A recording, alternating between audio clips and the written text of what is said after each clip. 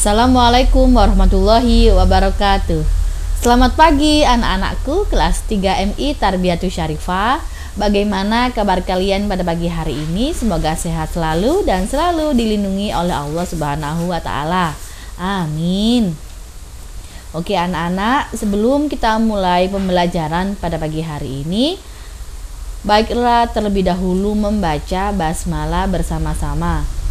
Bismillahirrohmanirrohim.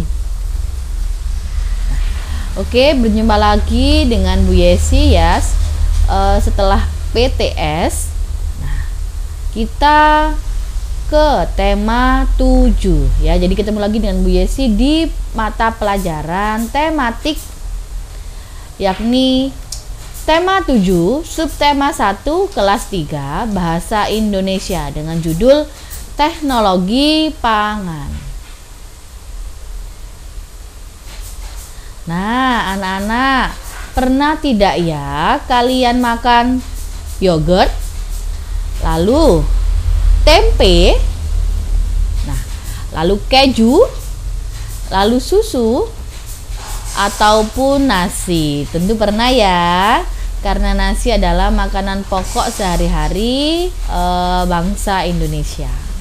Nah, anak-anak, makanan-makanan ini adalah contoh makanan yang dihasilkan dari teknologi pangan ya. Nah, apa itu ya? Nah, kita bahas ya. Nah, apa itu pangan? Jadi pangan adalah kebutuhan pokok manusia yang biasanya berasal dari hewan ataupun tumbuhan yang dikonsumsi manusia untuk memenuhi kebutuhan sumber energi. Jadi kita manusia, makhluk hidup itu membutuhkan makanan ya. Berasal dari mana? Tentunya berasal dari hewan ataupun tumbuhan. Untuk apa? Untuk memenuhi kebutuhan sumber energi agar kita dapat beraktivitas ya dalam kehidupan sehari-hari, seperti itu.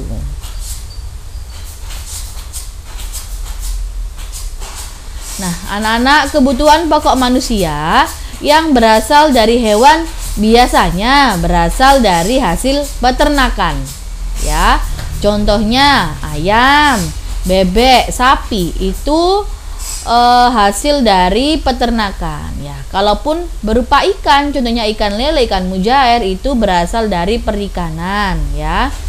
Nah, sedangkan kebutuhan pokok manusia yang berasal dari tumbuhan itu biasanya berasal dari hasil pertanian ataupun hasil perkebunan.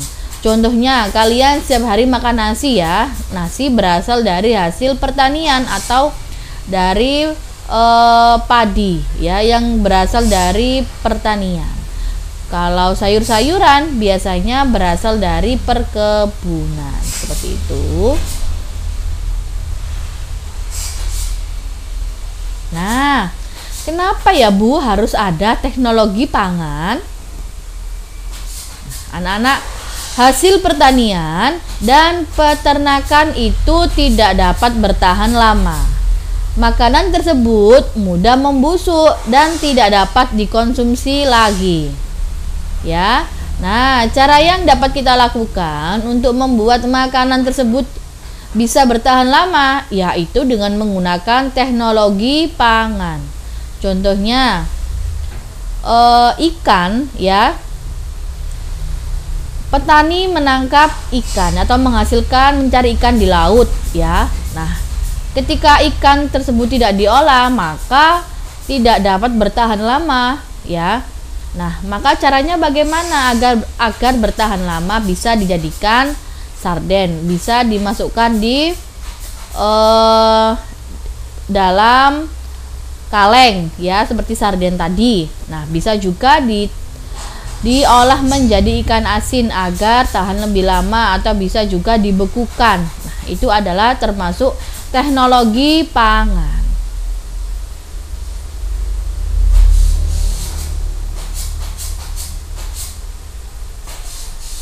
Nah, lalu apa ya itu teknologi pangan?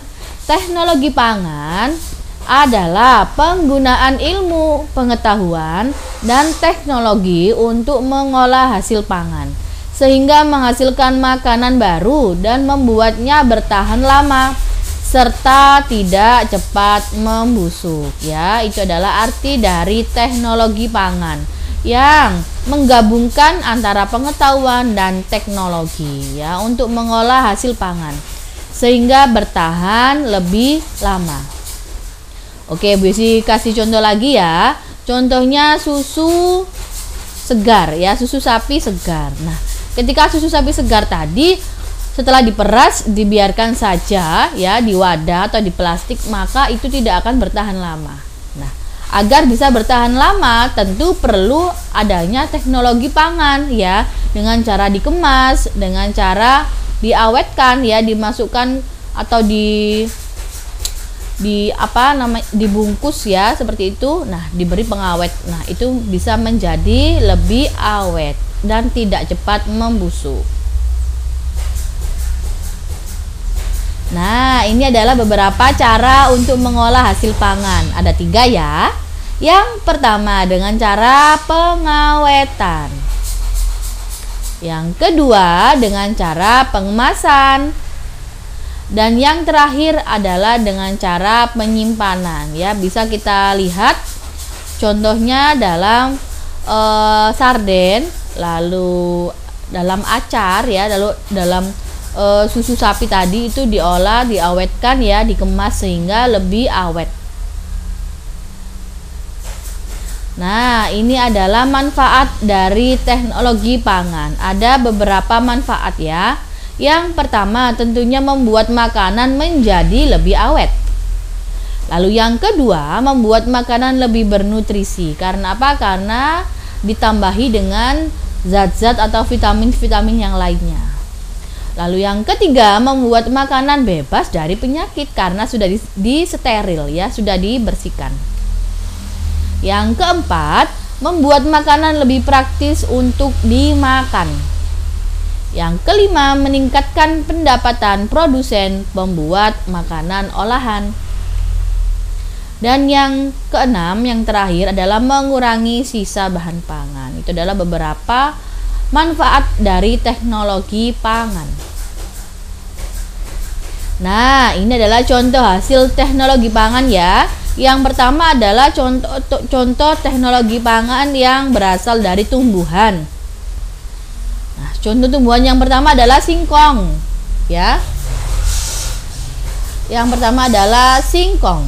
Nah, hasil teknologi pangannya adalah berupa keripik singkong, lalu tepung tapioka, ya.